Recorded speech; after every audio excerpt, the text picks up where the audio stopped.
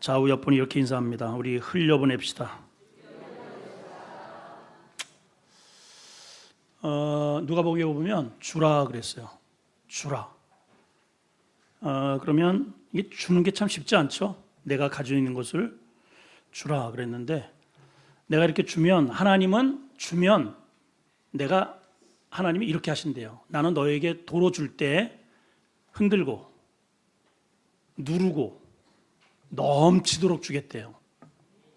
할렐루야. 여러분, 근데 앞에 이렇게 돼 있어요.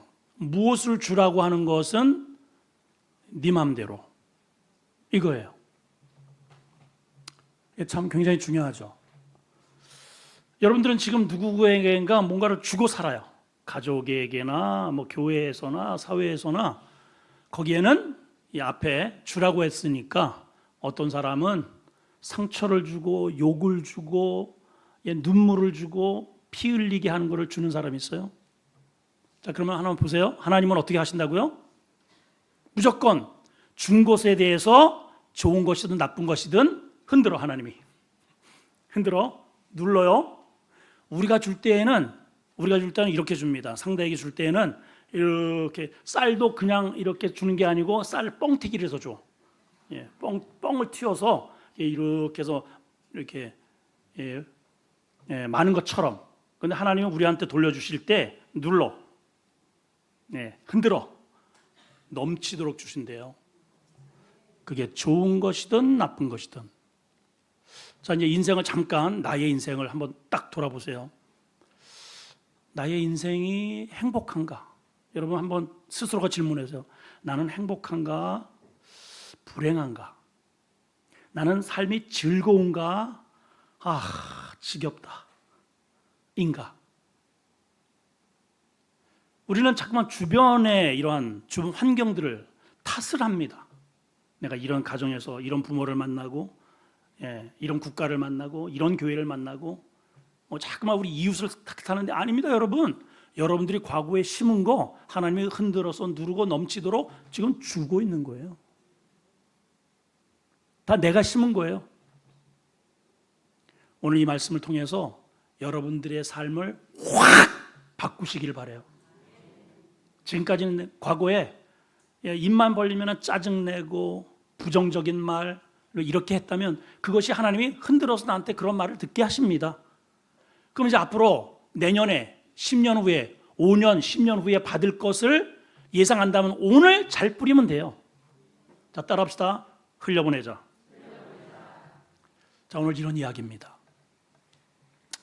자, 오늘 하나의 전제가 있어요. 우리가 인생을 살아가면서 우리 인생 속에 어쨌든 가장 풍요하고 정말 가장 최고로 누렸던 사람 꼽으면 솔로몬입니다.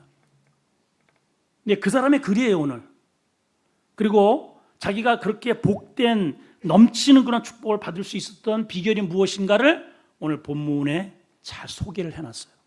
그 비결이 뭔가? 전제가 하나 있습니다. 한번 따라합시다. 던져라. 도로 찾으리라. 이게 대전제예요. 그게 좋은 것이든 나쁜 것이든 욕이든 칭찬이든 던지라는 거예요. 자, 그렇다면 우리 믿음의 성도들이 던져야 할 게 뭐냐? 1절을 다시 봅니다. 시작. 너는 내 떡을 물에 던져라. 여러 날 후에 도로 찾으리라. 이 좀 난해합니다. 이해가 좀 잘 안 되는 그런 구절이기도 합니다. 자, 이거를 이해하기 위해서는 이 당시의 시대적 배경을 조금 우리가 이해할 필요가 있습니다. 다윗보다 솔로몬이 좀 잘한 게 뭐냐면, 솔로몬은 10왕들 중에서 에시온 게벨이라고 하는, 우리 지도를 한번 떼어주시면, 지도 떠라. 저 에돔 밑에 에시온 게벨이라는 지역이 나옵니다. 그렇죠? 홍해와 연결된 그러한 길이고, 지금은 이제 저 홍해를 거쳐서 저 위로 이집트 삼각주를 통해서 지금 이제 운하가 건설이 되어 가지고 이렇게 왔다 갔다 했는데, 이 당시에는 그 밑으로는 저 지중해 쪽으로 가는 길이 없어요. 그냥 한 바퀴, 지구를 한 바퀴 삥 돌아야 돼. 그냥 그 길로 갔을 리는 만무하고, 저 에시온 개별에서 다시 위로 올라가서 홍해를 따라서 저 위에 자주 여기 이 본문에도 등장하는 그런 이제 히람이라고 한 두로, 시돈, 그리고 뭐 유럽 쪽으로다가 무역을 했던 최초의 왕이기도 합니다. 자, 당시에 이스라엘 백성들이 이제 주로 뭐 했던 것은 곡물이죠.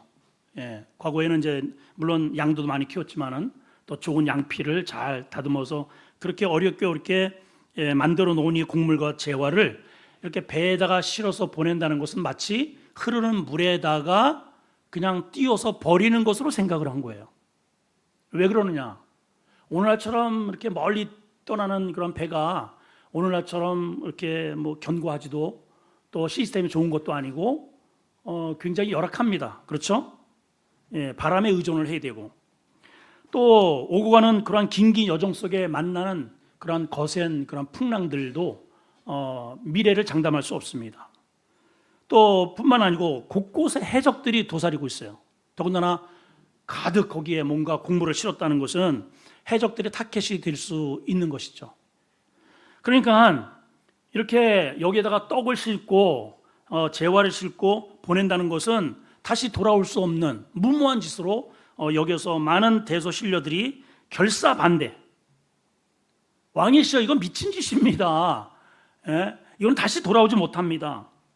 근데 솔로몬은 내 떡을 물 위에 던져라. 그러면 여러 날 후에 도로 찾는다. 자, 그 배가 떠나서 다시 영영 돌아올 것 같지 않았는데 돌아옵니다. 갈 때에는 밀가루를 싣고 갔는데 올 때에는 금은을 싣고 와요. 예, 이스라엘에서 보도 듣도 못한 그러한 놀라운 보화들을 싣고 오더라 이 말이에요. 예. 자, 말씀으로 한번 확인해 볼까요? 이렇게 이러한 무역을 통해서 솔로몬이 그 당시에 금이 넘쳐나고 은을 돌덩이처럼 여겼대요. 예, 세상에 얼마나 부유하면 그럴까요? 자, 열왕기상 10장 21절 22절을 보겠습니다. 시작. 솔로몬 왕이 마시는 그릇은 다 금. 다 금그릇이에요. 자, 계속. 레바논 나무 궁의 그릇들도 다 정금이라. 은 기물이 없으니 솔로몬 시대의 은은 귀하게 여기지 않음이라. 22절. 왕이 바다에 다시스 배들을 두어 히람의 배와 함께 있게 하고 그 다시스 배로 3년에 한 번씩 금과 은과 상아와 원수기와 공자가 실어 왔습니다. 그러니까 처음에는 이 떡을 바다에다 버릴 줄 알았더니 돌아오는데요, 어마어마한 재화를 가지고 오더라 이 말이죠. 27절은 이렇게 되어 있습니다. 시작. 왕이 예루살렘에서 은을 돌같이 흔하게 여기고 백향목을 평지 뽕나무같이 많게 했다. 은, 금, 백향목, 이것은 이스라엘에 없는 것들입니다. 솔로몬이 이러한 배를 통해서 과거함한 무역을 통해서 이스라엘의 역사에 길이 남을 최고의 번성기를 누리게 되었다. 이게 1차적 의미입니다. 그런데 본문은 단순히 솔로몬이 아버지와 다르게 무역을 해서 엄청난 부귀와 영화를 누렸다라는 것으로 이 본문이 끝을 내는 게 아닙니다. 이것은 우리의 모든 삶에 있어서 우리 성도들이 우리 하나님 앞에 복을 누리는 그러한 삶을 살기 위한 그러한 방법이 무엇인가를 굉장히 중요한 의미를 우리에게 보여줍니다. 그것이 2절입니다. 자, 2절 한번 보십니다. 시작. 7에게나 8에게 나누어줘라. 이게 뭐예요? 구제하라는 거예요. 구제. 여기 7이나 8에게 나누어줘라. 이스라엘 이 백성들에게 있어서 7이라고 하는 숫자는 완전수죠. 그러니까 구제를 하는 데 있어서 손가락으로는 셉니다. 내가 한 번, 두 번, 내가 3번이나 내가 도와줬어? 이러지 말라는 거예요. 누구에게 필요할 때에 계산하지 말고 한계를 정하지 말라는 게 7이라는 뜻입니다. 8에게라고 하는 8의 숫자는 부활의 숫자입니다. 안식 후 첫날, 창조하신 그 다음에 안식일이죠. 안식 후 첫날이 8째 날입니다. 다시 말하면 주님이 부활하시고 생명을 우리에게 주신 그날, 다시 말하면 사람을 누구에게 살리고 생명을 주는 일에 있어서 적극적으로 동참하라는 그런 의미가 7이나 8에게라는 뜻이에요. 자, 그러면 내 손에 있는 떡을 왜 던져야 될까? 거기에 이제 원어를 보게 되면 7에게나 8에게 나눠줘라 해놓고 거기에 요 키라고 하는 원어 이유절이 나와요. 왜냐하면이나 빠져 있습니다. 우리나라의 번역상에는 왜냐하면 무슨 재앙이 이 땅에 임할는지 내가 알지 못하기 때문이다, 이런 말이에요. 무슨 재앙을 만날지 모른다. 이 말이 왜 여기에 기록이 되올까요? 이 말씀 속에는 아무리 그렇게 재화를 얻었다 할지라도 이 재화를 하나님이 지켜주지 않으면 어떠한 사건이나 재앙이 한번 타고 오면 한순간에 사라진다는 거예요. 이게 우리나라 속담에 이런 말 있잖아요. 부자 3대 못 간다고. 부자 3대 못 가요. 이 돈이 말이죠. 이게 희한하게 돈에 다리가 달려 있어요. 왔다가 나도 모르는 내 눈앞에서 투두두두둑 가가지고 저쪽으로 도망가 버려요.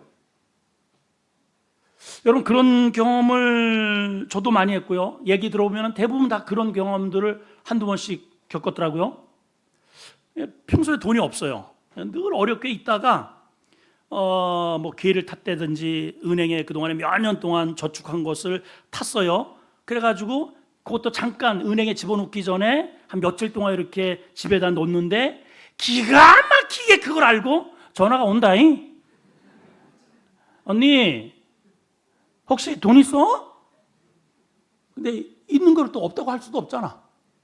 왜 그래? 그랬더니 어쩌고 나 정말 죽겠어. 돈이 저쪽으로 두루루루 그냥 발로 건너 가버려요. 또 사고 이거 한번 쿵 터지면은 그동안에 모아놨던 거요 그냥 밑바지 독처럼 쑥 그냥 빠져가 버립니다. 여러분, 재화도 하나님이 지켜주셔야 돼요.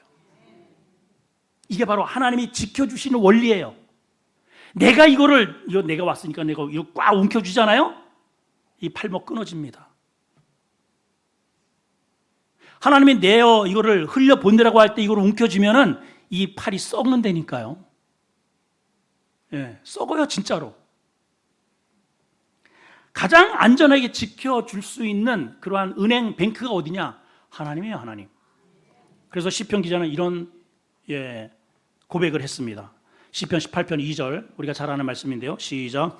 여호와는 나의 반석이시요 나의 요새시요 나를 건지시는 이시요 나의 하나님이요 내가 피할 바위시고 방패시고 나의 구원의 뿌리시고 나의 든든한 산성이라. 할렐루야. 그분께 맡기는 겁니다. 그러니까 그분의 원리대로 나에게 주어진 이 재화를 잘 유지하는 방법이 뭐냐? 나에게 왔으면 하나님께 맡기는 거예요. 하나님께 맡기는 원리가 뭐냐? 흘려보내는 겁니다. 내가 가지고 있는 빵을 흐르는 물에 던지는 거예요. 그러면 몇 날이 못 되어 도로 받으리라. 도로 받을 때는 하나님께서, 내가 흘릴 때에는 밀가루인데 쌀인데 돌아올 때는 그게 전부 금덩어리가 되어서 돌아오네요. 아멘 좀 해봐요, 여러분. 반대로 내가 상대에게 흘려보낼 때 욕을 흘려보내고 눈물을 흘려보내고, 여러분, 하나님을 감동시키게 하는 액체가 3가지가 있다고 그랬잖아요. 제가 자주 말씀드리죠. 하나는 눈물, 또 하나는 땀, 또 하나는 피입니다. 내가 누군가를 위해서 땀을 흘려주고, 내가 누군가를 위해서 눈물을 흘리고, 내가 누군가를 위해서 나의 피를 흘리면 하나님이 나에게 돌려주실 때 하나님 자신을 우리에게 흔들어 넘치도록 은혜를 쏟아서 부어주신다, 그 말이에요, 여러분. 근데 여러분, 반대로 생각을 해보세요. 내 배를 채우기 위해서 누구에겐가 눈물을 흘리게 하고, 누구에겐가 피를 흘리게 하면 그게 배로 나에게 평생 아픔으로 돌아오게 된다는 거예요. 그러므로 하나님의 방법으로 우리의 생명과 우리의 재화를, 우리의 행복을 지켜내셔야 합니다. 그 원리가 뭐냐? 너희의 들고 있는 빵을 흘려보내라는 거, 던지라는 거예요. 잘 안 되죠, 여러분? 이럴 줄 알았어. 자, 오늘 한번 결단하셔야 됩니다. 흘려 보내면 그 보내는 게 씨예요, 씨. 그게 그 다음에 이제 나옵니다. 자, 왜 우리가 흘려 보내냐? 두 번째입니다. 나의 미래가 오직 하나님께 있기 때문에 그래요. 따라합니다. 나의 미래가 오직 주님께 있기에. 3절 읽습니다. 시작. 구름에 비가 가득하면 땅에 쏟아지며 나무가 나무로나 북으로나 쓰러지면 그 쓰러진 곳에 그냥 있느니라. 자연적 원리를 통해서 우리의 인생을 이렇게 패러디하면서 설명을 해놨습니다. 자, 본문은 폭풍이 이제 일어나면 거대한 나무가 한번 이렇게 쿵 쓰러집니다. 자, 쓰러지는 나무는 주로 어떤 나무냐? 클수록 쓰러질 위험성이 많아요. 클수록 바람을 많이 맞이하기 때문입니다. 그러니까 클수록 뭐가 더 중요하냐면 이 위에 있는 나무가지와 거대한 나뭇잎, 이 모양새가 아니고 보이지 않는 뿌리예요. 예, 그 뿌리가 깊이 넓게 그렇게 지탱해 주면 위로 솟구치는 것을 아무리 강풍이 불어도 견뎌냅니다. 자, 그러면 저 쓰러지는 나무가 무엇을 상징할까요? 자, 일단은 큰 나무가 되었다는 것은 어떤 의미이냐? 사업에 성공했다는 거죠. 예, 재화를 얻었다는 겁니다. 겉으로 보기에 큰 이러한 거대한 몸집을 가지게 되었다는 거예요. 가지가 많다는 것은 그만큼 번성해서 거래처가 많아지고 또 자신과 관련된 사람이 많이 생겼다는 것을 뜻합니다. 예, 반면에 앞에 구름에 비가 가득하면 땅에 쏟아진다. 이거는 하나님의 심판을 상징해요. 자, 이렇게 큰 나무라 할지라도 하나님께서 먹구름을 치면서 우랑쾅쾅 해가지고 비바람을 몰아오면 저렇게 뿌리가 깊지 않는 믿음의 사람은 속절없이 쿵 쓰러져서, 자, 저 나무가 쓰러졌습니다. 어이쿠, 내가 쓰러졌네. 일어나야지 해가지고 일어나서 다시 세워지나요? 대답을 하나 또 대답을 하네. 이쪽 보고 얘기해. 예, 쿵 쓰러졌어요. 나무가 자기가 어이구 정신 차려야지 내가 일어나리라 해가지고 일어납니까? 예, 이렇게 대답을 좀 해요. 대답을 여러분. 일어납니까? 이 성경 뭐라고 돼 있어요? 쓰러진 채 그대로 있느니라. 그냥 썩어가는 거예요, 여러분. 여러분, 그래서 죄에 한번 쿵 넘어진 사람이 재기하기가 쉽지 않아요. 한번 시험에서 들어가지고 쿵 쓰러진 사람이 믿음을 회복하기가 정말 쉽지 않은 이유가 바로 거기에 있는 거예요. 하나님이 지켜주셔야 돼요. 그래서 보이지 않는 믿음의 뿌리를 밑에 잘 내려야 합니다. 여러분, 그러고 계시나요? 그러고 계십니까? 다시 말하면 이 나무의 미래가 자기가 자기의 힘으로 이러한 거대한 나무가 된 줄로 착각하지 말라는 거예요. 예, 하나님이 심은 것도 하나님이 심으신 것이고, 하나님이 여러분들을 이곳에 심은 것도 하나님이 심은 거, 여러분들의 발로 걸어온 것 같지만 아니에요. 나의 걸음을 인도하시는 이는 여호와 하나님이라 그랬잖아요. 여호와는 나의 발등의 불이라 그랬어요. 불, 등이요, 빛이요. 내 발로 여기 찾아온 것 같지만 아닙니다. 여호와가 나의 목자예요. 그래, 하나님이 여기에 심게 하시고 자라게 하신 분도 하나님이고, 저렇게 큰 나무가 된 것도 하나님의 은혜고, 빛과 태양과 바람을 주신 것도, 공기를 주신 것도, 자라게 하신 것도, 꽃을 열매를 피우게 한 것도 다 하나님이 하시게 하신 은혜라는 거죠. 자, 그러면 이렇게 큰 나무가 되었다는 것은 뭡니까? 예, 거기에 많은 가지가 있다는 것은 그만큼 거기에서 많은 새들이 깃들고 또 많은 열매를 맺히고 많은 이들에게 영향력을 내라는 거예요. 그 품 안에서 거기에 사명이 있는 겁니다. 많은 다른 사람보다 재력을 주시고 지혜를 주시고 기술을 주신 것은 그만큼 이웃에게 흘려보내라는 거예요. 그 그늘이 되어서 지쳐있는 이러한 짐승이나 나그네들이 그 안에서 쉼을 얻고, 떨어지는 열매로 배를 채우고 목을 축이고 그렇게 혜택을 흘려보내라는 그런 의미로 하나님께서 이러한 나무를 거기에 세워놓으신 거예요. 거기에 여러분들을 세워놓으신 겁니다. 근데 내 힘으로 했어. 이거 내 거야. 그래가지고 한 개도 밑으로 떨어뜨리지 않으면 보세요 여러분, 열매는 계속 열립니다. 그럼 이걸 또 때가 되면 떨어뜨려야지. 그래서 밑에 지쳐있는 짐승들도 먹이고 이렇게 해서 아이고 시원해라 부채질 한번 하고 다시 행로에 힘있게 나아갈 때 많은 사람들이 또 여기 있을 이 쉼터를 통해서 혜택을 본다는 거예요. 그러니까 하나님은 이 나무를 견고하게 지켜주시고 보호해주시고 은혜주시고 끊임없이 푸르청청하게 그렇게 해주신다 그러잖아요. 예, 신학가에 심은 나무가 철을 따라 열매를 맺음같이 하나님이 보호하신다 이 말이에요. 자, 그런데 나무가 계속 열매만 맺어. 이거 내 거야 해가지고 몸집만 거대하게 부풀려 놨어. 그럼 하나님이 여기 뭐라고 돼 있어요?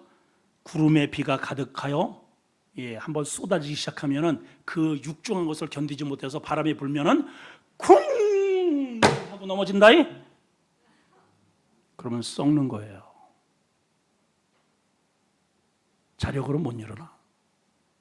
끝. 그러므로 하나님께서 여러분 각자 현재의 위치에서 내게 주어진 그 나무 꽃을 펴고 열매를 떨어뜨리세요. 이렇게. 예. 뭐 누가 이렇게 조금 이렇게 와가지고 이렇게 건드립니다. 나 좀 도와줘봐. 알았다 해가지고 두두두두두 떨어뜨려 주시란 말이에요.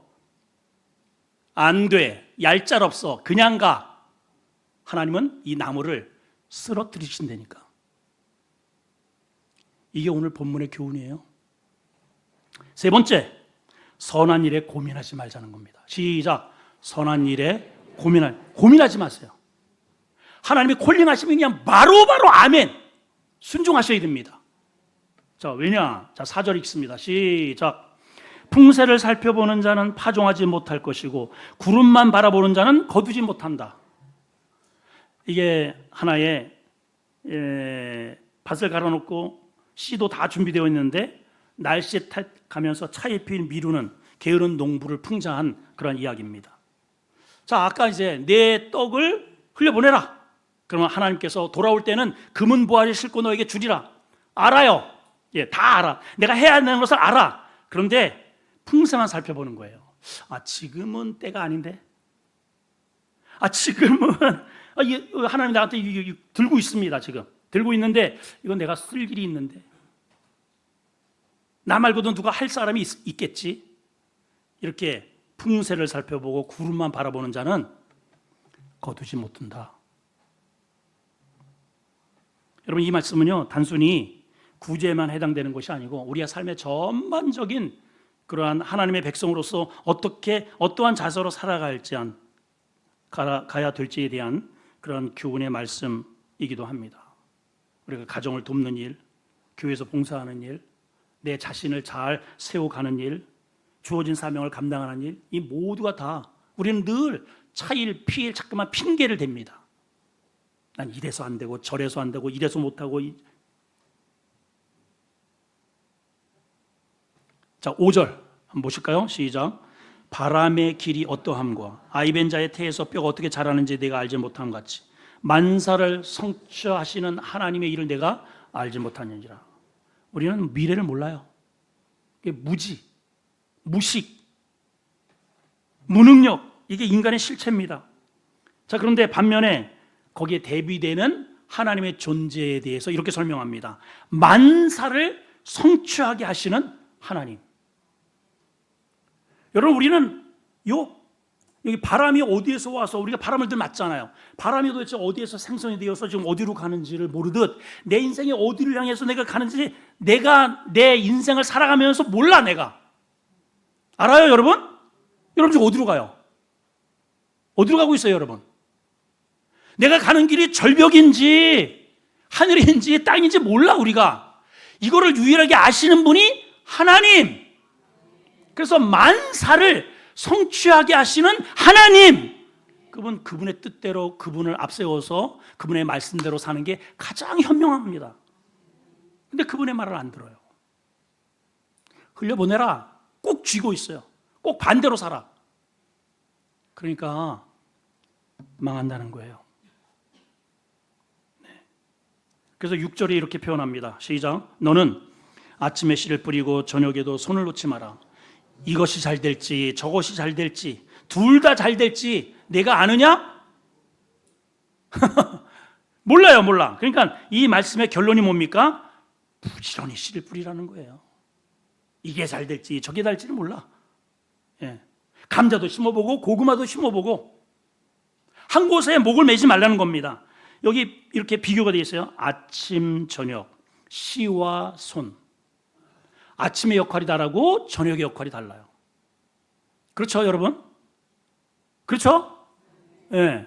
저녁은 밤을 준비해야 됩니다. 아침은 내가 일할 준비를 하는 시간이 같은 시간이지만은 그 시간의 의미가 다르듯 우리 각자에게 주어진 사명과 뜻이 다르다는 거예요. 또 씨와 손이 비교되어 있습니다.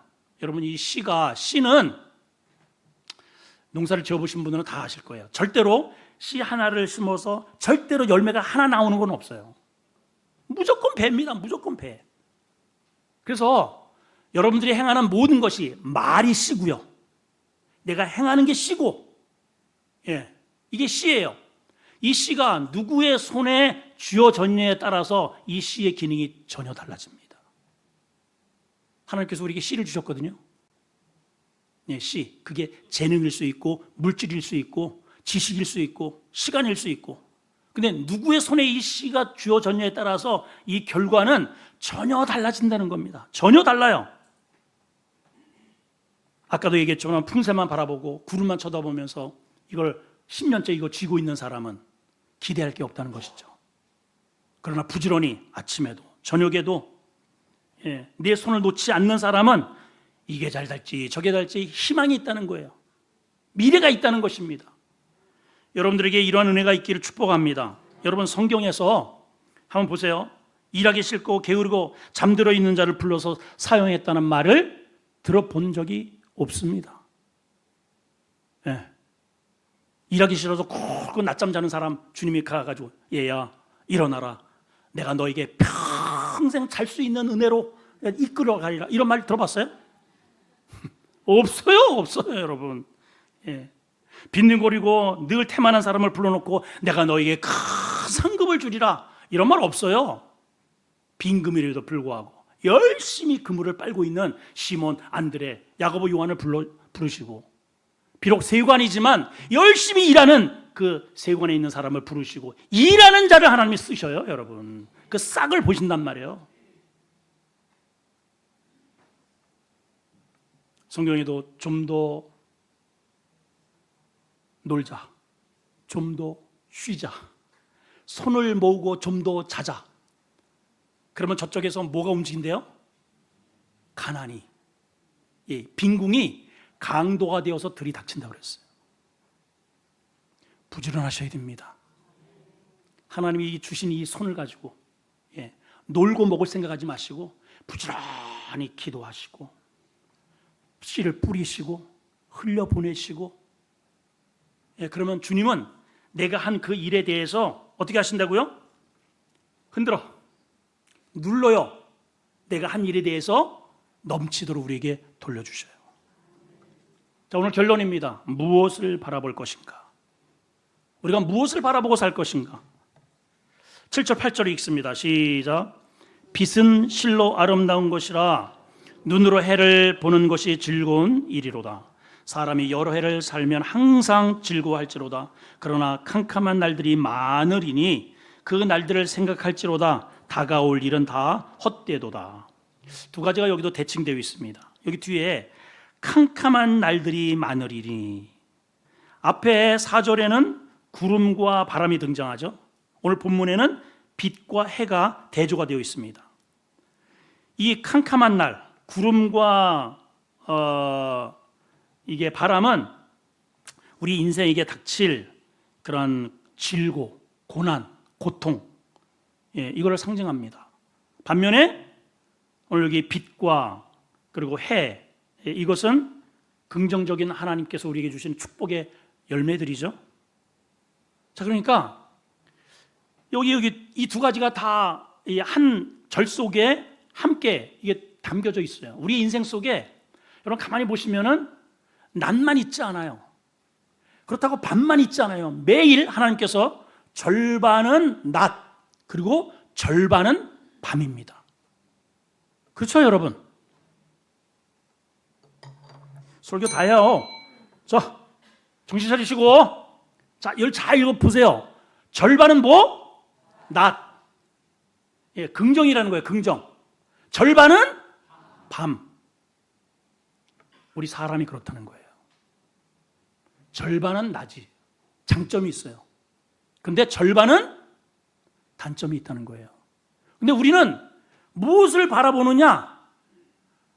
단점을 바라봐요. 에? 누구요? 누구? 노맨 빨리 하세요. 노맨. 예. 이게 봐봐요. 자, 물컵이 뭐 자주 이건 너무 뭐 이게 자주 등장하는 얘기라 물이 이렇게 반이 있어요. 근데 어떤 사람은 반이나 있네. 어떤 사람은 반밖에 없네. 내용은 뜻은 같은데 바라보는 시각이 전혀 달라요. 우리가 사람을 이런 식으로 바라본다는 거예요. 오늘 본문에 뭐라고 되어 있습니다. 뭐라고 되어 있어요? 빛은 실로 아름다운 것이라 눈으로 해를 보는 것이 즐거움이라. 이 해는 하나님이에요. 빛을 바라봐요. 희망을 바라봐요. 근데 그 뒤에 캄캄한 날도 있어요. 하나님께서 절반은 낮을 지어주시고 절반은 밤을 주셨다니까. 우리 내면에도 절반은 낮이고 절반은 밤이에요. 저에게도 장점이 있어요. 좋은 게 있습니다. 그런데 절반은 밤이 있어요. 아주 버려야 할 어둠이 있단 말이에요. 근데 사람들은 뭘 바라보느냐? 목사님 그럴 줄은 몰랐어. 세상에 그랬어 저랬어 해가지고 전부 다 밤으로 함몰을 시켜버려요. 그러고 살아요. 여러분, 우리 시각을 돌려서 눈을 들어 해를 보는 자가 즐거운지라 그랬어요. 예, 자, 예수님은 오병이어 기적을 일으킨 다음에 제자들을 먼저 건너라 보내십니다. 그리고 남아서 산에서 경야하면서 기도하셔요. 분명히 아마 이제 이러한 기적을 했으니까 너희들이 믿음을 가지고 세상을 너희가 한번 항해해 가라, 이런 의미가 영적으로 담겨 있습니다. 그리고 주님은 응원해 주시는 거예요, 기도로. 근데 아니나 다를까 다 전문가들입니다. 베드로, 안드레, 다 어부들 아니에요? 그러면서 불구하고 풍랑에서 막 그냥 지금 막 난리가 났습니다. 막 죽을 것 같아. 근데 주님이 그 한밤중에 두벅두벅 물 위로 걸어오셔요. 사람들이 전부 다 고스트, 유령이라 막 이래. 주님은 분명히 자기들의 이 뇌리 속에서 저 육지에 계셔야 할 분이 여기에 나타날 리가 만무하거든요. 우리가 교회를 다녀도 이거 하나님이 이런 일까지 해주시겠어, 이런 사람들이 참 많아. 이런 일까지 하고도 남습니다, 여러분. 예, 하고도 남아요. 우리의 시각으로 잠깐만 주님을 축소시키는 경우들이 굉장히 많아요. 자, 그때 베드로가 O형이에요. 예, 저하고 똑같아. 늘 나서길 좋아하고. 역시 베드로. 그래서 손을 바짝 들고 만일 주님이시라면 저를 물 위로 걸어오게 하소서. 어떠세? 그러니까 주님은 뭐라 그래요? 오너라. 자, 이 그림을 잘 보세요. 밑에는 나를 삼키고자 하는 어둠이 일렁거려요. 근데 빛 대신 주님이 저기 서 계셔요. 빛을 바라보고 가니까 이 문제를 지공지공 밟고 가더라, 이 말이에요, 여러분. 이게 우리의 삶의 모습을 보여주는 거예요, 여러분. 우리가 절반은 흑암입니다. 어둠입니다. 그럼에도 불구하고 그 흑암 속에서 그 빛을 바라보고 걸어가는 자가 있더라니까. 근데 가다가 말이죠, 제정신이 돌아왔어. 예, 제정신이. 예수를 믿으면 제정신이 되면 안 돼. 성령 정신이어야 돼. 성령 정신.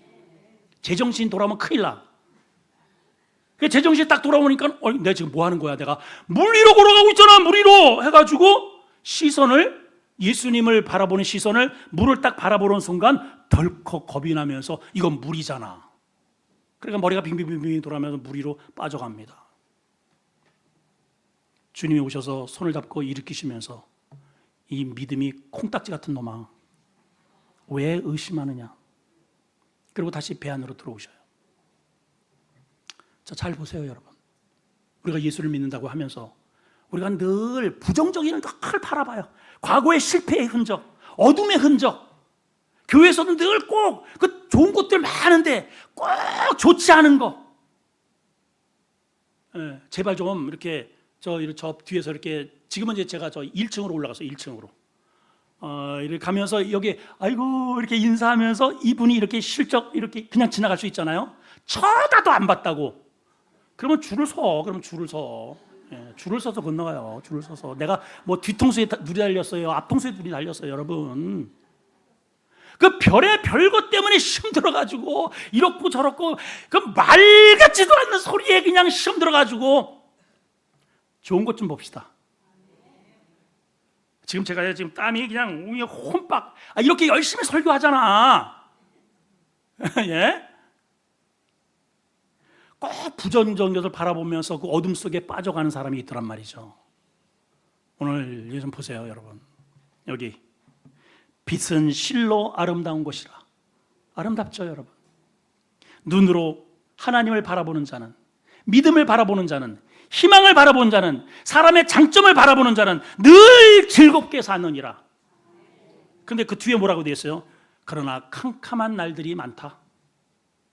어둠의 날들이 많다는 거예요. 근데 그것을 바라보는 사람들은 어떻게 해요?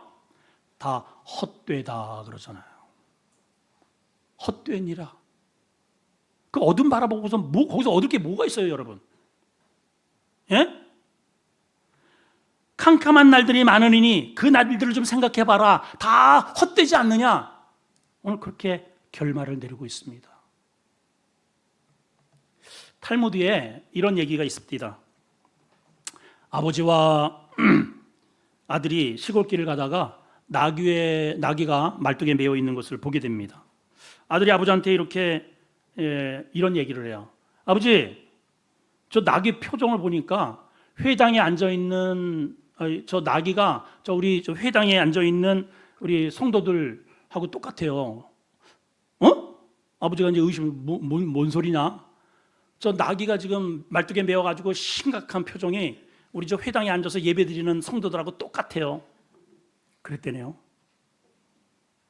여러분, 이 시간은 빛 대신 하나님을 만나는 시간이고 그 음성을 듣는 시간이고, 희망의 시간이고 은혜의 시간입니다, 여러분.